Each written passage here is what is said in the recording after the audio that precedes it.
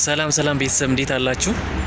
እንዴት ቆያችሁ? ሁለት አጫጭር እና ወሳኝ ወቅታዊ መረጃዎችን አደርሳችኋለሁ። ምናልባት አገር ቤትም ያላችሁ መረጃውን እንድታሰራጩ፣ አገር ውጭም ያላችሁ ሰዎች ደግሞ ቤተሰቦቻችሁ ጋር መረጃውን ልታደርሱ ይገባል ብዬ አስባለሁ። የሰማችሁ ላልሰማችሁ አሰሙ። ተረፈ ይመቻችሁ። እሺ፣ አንደኛው እና ወሳኙ ነገር ሰሞኑን ደቡብ ክልል ጂንካ አካባቢ ተከስቷል ስለሚባለው ገዳይ በሽታ ትንሽ ልበላችሁ። የተከሰተው በሽታ ቫይራል ሄሞራጂክ ፊቨር ይባላል። እንደ ስሙ ሄሞራጂክ ፊቨር ማለት ከፍተኛ የሆነ ደም መፍሰስን የሚያስከትል የበሽታ አይነት ወይ ደግሞ ቫይረስ ነው ማለት ነው። እንግዲህ ከዚህ በፊት እንደዛ አይነት ነገር ወይ ደግሞ ይሄን ሄሞራጂክ ፊቨር ያመጣዋል ተብሎ የሚታሰበው ኢቦላና የኢቦላ ዝርያ ያላቸው ቫይረሶች ናቸው ተብሎ ይታሰባል። እኛ ሀገር ያለው ግን ገና በጥናት ላይ ነው። ጥናቱ አላለቀም ማለት ነው። ጀስት ኢቦላ ይሆናል ወይስ ደግሞ ሌላ ይሆናል የሚለውን መረጃው ሲደርስ እናሳውቃችኋለን ማለት ነው። ስለዚህ ይህ አደገኛና ገዳይ በሽታ የሆነበት ዋናው ምክንያት አንድ ሰው በዚህ በሽታ ወይ ደግሞ በዚህ ቫይረስ ወደ ደሙ ከተሰራጨ ከገባ በኋላ ምንድነው የሚያደርገው? ጥቃቅን የሆኑ የደም ቧንቧዎች አሉ በሁሉም የሰውነታችን ክፍል ማለት ነው፣ ከቆዳ ጀምሮ።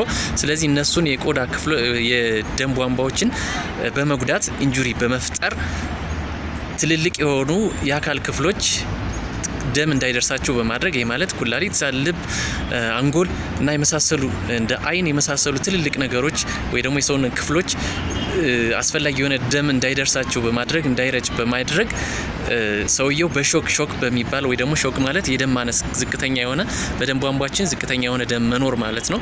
ስለዚህ በዚህ ምክንያት አስፈላጊ የሆነ ንጥረ ነገር ለሰውነታችን ባለመድረሱ የተነሳ ሰውየው ወይ ደግሞ ተጠቂው ለዚህ ጉዳት ወይ ደግሞ ለዚህ ነገር ሰለባ ይሆናል ማለት ነው። ስለዚህ በተለይ ደቡብ ክልል አካባቢ ያላችሁና ቤተሰቦቻችሁ እዛ የሆኑ ሰዎች ጥንቃቄ እንዲያደርጉ መናገር መቻል አለባችሁ። ሌላም ደግሞ በተለይ ቢቻል ደቡብ ክልል አካባቢ ወይ ደግሞ እንደዚህ በሽታው የተከሰተበት ጂንካ አካባቢ እንቅስቃሴ መገደብ መቻል አለበት ማለት ነው። ምክንያቱም አንዴ ከተሰራጨ በኋላ ከቁጥጥር ውጭ ከሆነ በኋላ ያው ሁላችንም ማለቃችን ስለሚሆን ጥንቃቄ ማድረግ ያስፈልጋል። ይሄ ነገር የሚተላለፈው በምንድነው? በሰውነት ፈሳሾች አሉ።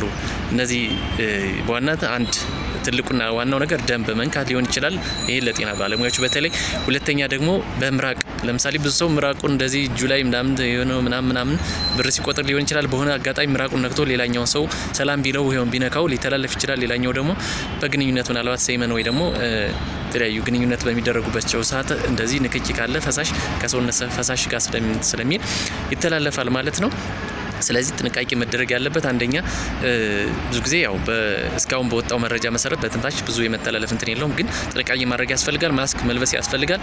ከዛ ደግሞ ሳኒታይዘር መጠቀም ወይ ደግሞ ወይ ደግሞ ዲስኢንፌክታንት መጠቀም መልካም ነው ማለት ነው። ጥንቃቄ ማድረግ ያስፈልጋል። አስቀድሞ መጠንቀቅ በጣም ወሳኝ ነው። ታሞ ከመማቀቅ አስቀድሞ መጠንቀቅ ነው የሚባለውና ቶሎ ብሎ ያው መንግስትም ርብራቤ እያደረገ የዓለም ጤና ድርጅትም WHO እንደዛ አይነት ድጋፍ እያደረገ እንደሆነ ሰምተናል ማለት ነው። ስለዚህ በቅርቡ ስለ በሽታው ምንነት እንሰማለን ብዬ አስባለሁ ማለት ነው። ያው በበሽታው የተጠቁ ሰዎችና የተጠረጠሩ ሰዎች ደግሞ መለየት መቻል አለባቸው ላለው። ሌላኛው ደግሞ ሁለተኛውና አንዱ ወሳኝ መረጃ ማለት ነው ሰሞኑን በተለያዩ ሚዲያዎች እየሰማን ያለ ነው። አንድ የኢትዮጵያ ሴቶች ብሔራዊ ቡድን እያከናወነ ያለው መጥፎ ትውልድ ገዳይ በጣም ቆሻሻ የሆነ ከሃይማኖት ውጭ የሆነ ነገር እየሰሩ እንደሆነ እየሰማን ነው ማለት ነው። ይህ ምንድነው? የተመሳሳይ ጾታ ግንኙነት ማለት ሴት ለሴት ግንኙነት እያደረጉ እንደሆነ ለመጋባትም እቅድ እንዳላቸው እየሰማን እንገኛለን ማለት ነው። እንግዲህ ኢትዮጵያ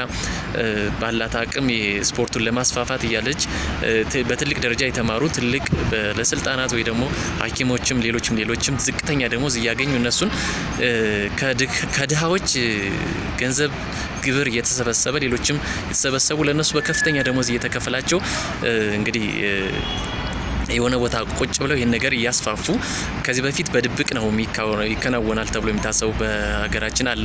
እንግዲህ በትልልቅ ከተሞች እንዳለ ይታመናል። ነገር ግን አሁን ኦፊሻል ወይ ደግሞ በትልቅ ደረጃ ወደ ሚዲያም እያመጡት በስፖርቱም እያዘመቱት ይገኛሉ ማለት ነው። ምን አለት እኛ የምንልካቸው ምንድነው እንግዲህ ስፖርቱን አስፋፍተው ዋንጫ ያመጡልናል፣ ሀገራችንን በተለያዩ በስፖርት ያስጠሩልናል ብለን ነው እንግዲህ መንግስትም እነሱን እየደገፈ ያለው። ግን እነሱ በተቃራ በተቃራኒው ሀገራችንን በመጥፎ እያስጠሩ ይገኛሉ ማለት ነው። ያው በእርግጥ ምዕራባውያኑ በጣም ይፈልጉታል፣ እንደዚህ አይነቱን ነገር ይመቻቸዋል። ስለዚህ ጥንቃቄ መደረግ አለበት። መንግስትም ኢንተርቬን ማድረግ መቻል አለበት ይመስለኛል። ስለዚህ ሁላችሁ መረጃውን ሼር አድርጉት፣ በእናንተ ሚዲያም አስተላልፉት፣ ይሄን ነገር አስተላልፉት።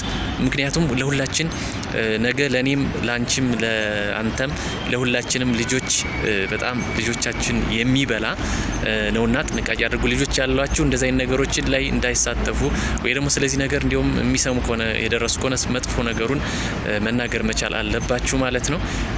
አብራችሁ ስለቆያችሁ መረጃውን ስላዳመጣችሁ ስለተከታተላችሁኝ አመሰግናለሁ። እንግዲህ የሚጠቅማችሁ ከሆነ ቴክ አድርጉት፣ ሼር አድርጉት፣ ላይክ አድርጉት። ሰብስክራይብ ያላደረጋችሁ ደግሞ ሰብስክራይብ አድርጉ። እንደዚህና የመሳሰሉ ጠቃሚ ወሳኝ መረጃዎች ሲደርሱኝ እንዳደርሳችሁ ያው የመደመር ምልክቷን አትርሱ ማለት ነው። ይመቻችሁ።